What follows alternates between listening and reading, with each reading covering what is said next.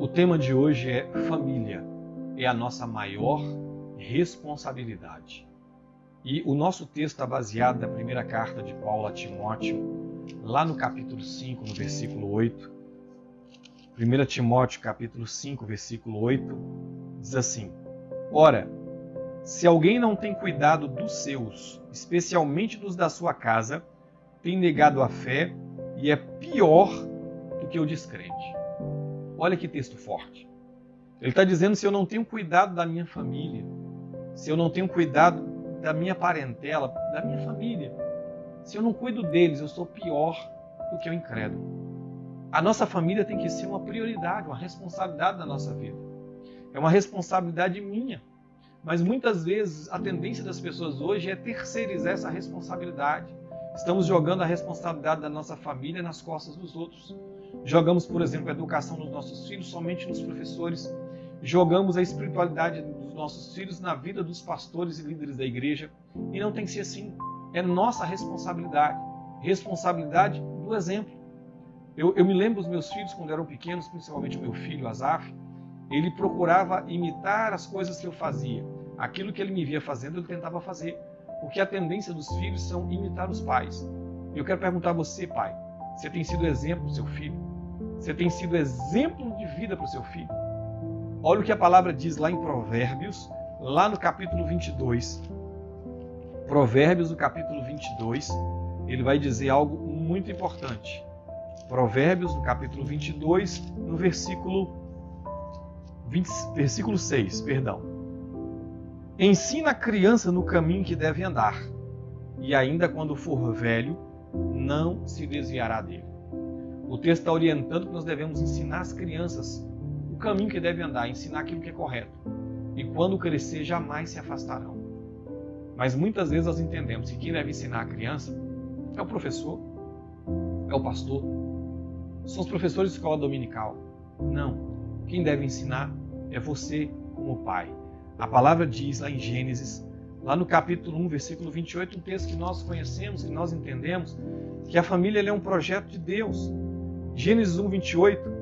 E Deus os abençoou e lhes disse: sede fecundo, multiplicai, enchei a terra, sujeitai, dominai sobre os peixes do mar, sobre as aves dos céus, sobre todo animal que se rasteja sobre a terra.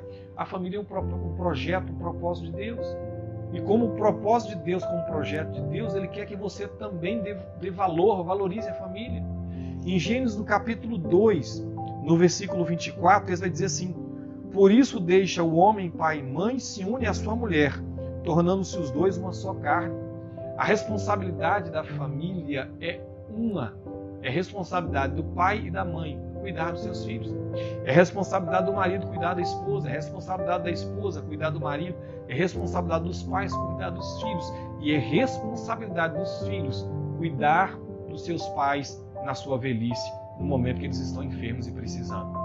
Então é responsabilidade nossa cuidar da família, porque a família é um projeto que nasceu no coração de Deus e Ele quer que dê certo, Ele quer abençoar a sua casa, Ele não quer que haja divórcio, Ele não quer que haja brigas e contendas. Ele quer que haja bênção, Ele quer que haja paz, Ele quer que a vida dele manifeste na sua casa e na sua família.